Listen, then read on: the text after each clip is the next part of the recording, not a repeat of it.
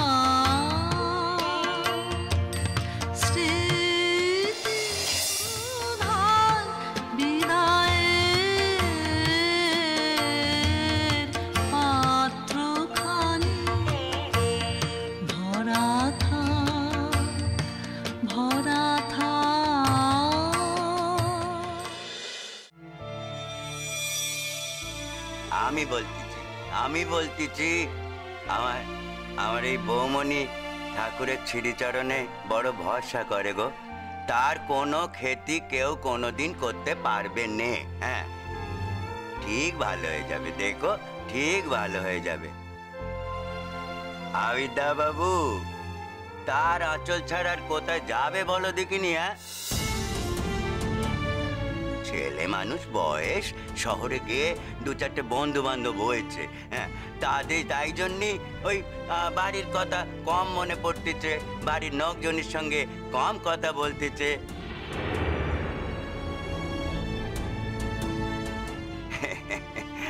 এতে কোনো দোষ নেই গো, এতে কোনো দোষ নেই। হ্যাঁ, আর একটু বয়স বাড়ুক, দেখবে তখন ঠিক আমার এই বৌমনির কাছেই নিবেদন। কত দেখলুম এ জীবনে। বড় বৌদি, এই ফলের রসটুকুন করে এনেছি, এই চামচা করে খাইয়ে দাও দেখিন। হ্যাঁ, চামচা করে খাইয়ে দাও।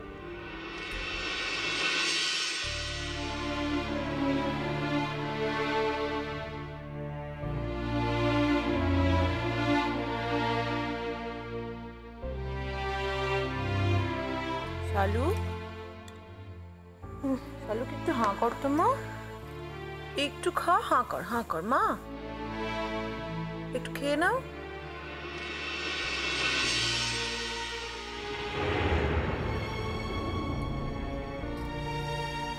এত জ্বর, কিচ্ছু মুখে দিতে পারছে না, যা খাওয়াচ্ছি মুখ থেকে পড়ে যাচ্ছে। আমার মনে হয় ঘোরের মধ্যে আছে। জানো বুবলু, আমার মনে হচ্ছে না খেয়ে খেয়ে অসুখটা আরো বাড়াচ্ছে। পরবর্তী আজ যদি ওকে কিছু খাওয়ানো না যায় তাহলে কাল যেরকম ভাবেই হোক নল দিয়ে হলে ওকে কিছু একটা খাওয়াতেই হবে। কিছু করার নেই, মানে যেরকম ভাবে হোক ওকে সুস্থ করে বড় শহরে নিয়ে যাওয়ার মতো একটা ব্যবস্থা করতেই হবে। তার আগে আজই তো রিপোর্টগুলো পেয়ে যাবে, তাই না? না, আমার এক একবার মনে হচ্ছে যে ওর সিরিয়াস জন্ডিস হয়েছে, মানে সেরকম হলে ওকে হসপিটালেও ভর্তি থাকতে হতে পারে। হাসপাতালে ভর্তি থাকতে হবে? হাসপাতালে ভর্তি থাকতে হবে শুনে এরকম আঁতকে উঠলে কেন? আরে হসপিটালে তো লোক সুস্থ হওয়ার জন্যই যায়। দিদি ভাই, কথায় বলে না যে ধর্মের কল বাতাসে নড়ে। এই মেয়েটা না আমার মেয়েটা সর্বনাশ করতে গিয়েছিল, তাই ভগবান ওকে এত বড় শাস্তি দিলেন। ও আমার মেয়েটার লেখাপড়া ধ্বংস করতে গিয়েছিল, আর আজ দেখো সামনের পরীক্ষা, ও কিন্তু পরীক্ষা দিতে পারবে না। আমি জানি যে আমার মুখ থেকে সমস্ত কথা শুনতে এবারে কারো ভালো লাগছে না, সবার রাগ হচ্ছে, কিন্তু আমি একটা জিনিস প্রমাণ করে দিলাম, কোনো মানুষ যদি কারো ক্ষতি করে তাহলে কিন্তু কোনোদিন তার ভালো হয় না। নীলাঞ্জনা, দোহাই, প্লিজ হাত জোড় করছি তোর কাছে। এই মেয়েটার অসুস্থতার সময় বারবার উকি মেরে মেরে দেখে যাচ্ছিস, আর যা পারছিস ভুলভাল বলে যাচ্ছিস। আমার আর ভাল লাগছে না রে এইসব কথাগুলো শুনতে। তুই না ভালোবাসিস মেয়েটাকে, আমরা সবাই তো ভালোবাসি, সবাই ভালোবাসি, তাই আমাদের সামনে এইসব কথাগুলো তুই বলবি না, একদম বলবি না। বড়বদি, দাঁড়াও, আমি আবিরকে একটা ফোন করি। ও ছোটন, আবির তো বোধহয় এখন ক্লাস টাস করছে, ওর মধ্যে এখন ফোন করবে? একবার দেখি, অফ পিরিয়ডে তো থাকতে পারে, পেয়ে গেলে ভালো, তা না হলে পরে আবার ফোন করব। মানে আমি যে শালুককে নিয়ে ওখানে যাব সেটাও তো ওকে একবার জানিয়ে রাখতে পারি, তাই না? স্যার এক সেকেন্ড, একটা ফোন কল এসছে। হ্যালো। হ্যাঁ, তুই কি খুব ব্যস্ত আছিস নাকি রে? হ্যাঁ, একটু ব্যস্ত আছি। কেন বলো? না মানে সেরকম হলে তাহলে তোকে পরে ফোন করবো। আরে এই শনিবার দিন আমার কলেজ ফেস্ট আছে, তার রিহার্সাল চলছে, এই রিহার্সাল রুম থেকেই কথা বলছি। ও আচ্ছা আচ্ছা আচ্ছা। না আসলে শালুকের না জ্বর হয়েছে বুঝলি, সঙ্গে পেট ব্যথা, মানে জ্বরটা কিছুতেই কমছে না। ওষুধ দিয়েছি আমি, তবু মানে আমি ভাবছি যে তোর ওখানে নিয়ে গিয়ে একবার চেক আপ করিয়ে আনবো আর কি। সাধারণ জ্বর, পেট ব্যথা হয়েছে, তার জন্য তুমি এখানে চেক আপ করাতে আসবে? তুমি নিজের ডাক্তার হয়ে কথাটা বলছো ছোট? না আসলে অ্যান্টিবায়োটিক দিয়েছি রে, কিন্তু কমেনি তো, সেই জন্য একটু চিন্তা করছি আর কি। না ভাবছি স্পেসিফিক কাউকে দিয়ে একবার দেখিয়ে নি আর কি। তাছাড়া তুই ওখানে আছিস, মানে গেলে ওখানে তোর সঙ্গেও দেখা হয়ে যাবে একবার। তোমাদের উদ্দেশ্য কোনটা সেটা ঠিক করো ছোট, ফোকাসটা ঠিক করো। আমার সঙ্গে দেখা করতে আসাটা না ডাক্তার দেখানোটা? বুঝতে পারছি বুঝতে পারছি, তুই খুব ব্যস্ত আছিস। ঠিক আছে, তোর সঙ্গে ভালো করে নয় পরে কথা বলবো, ঠিক আছে? আর ফোকাসের কথা বলছিস না, ফোকাসের কিছু নেই জানিস তো, মানে ফোকাসের যদি কিছু থেকেও থাকে সেটা শুধুমাত্র শালুককে ডাক্তার দেখানো, অন্য কিছু নয়। রাখছি, পরে কথা বলবো।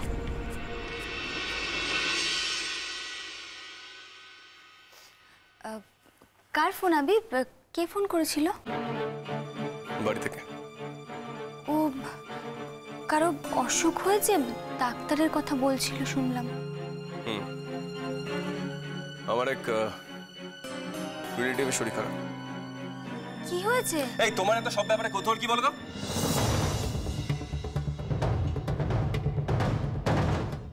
এই দাঁড়াও দাঁড়াও দাঁড়াও দাঁড়াও দাঁড়াও দাঁড়াও, আপনাকে তো ঠিক চিনতে পারছি না। আমার পরিচয় দিলেই আমায় চিনতে পারবে, কিন্তু তার আগে আমার একটা কথা বলো, যে তুমি আমার একটা সাহায্য করবে। আমি আপনাকে সাহায্য? দেখাচ্ছি তোমার মজা। না, আমার মুখের কথা তো কেউ বিশ্বাস করবে না, তাই এবার প্রমাণ সহ সবার কাছে তোমার মুখোশটা টেনে ছিঁড়বো আমি।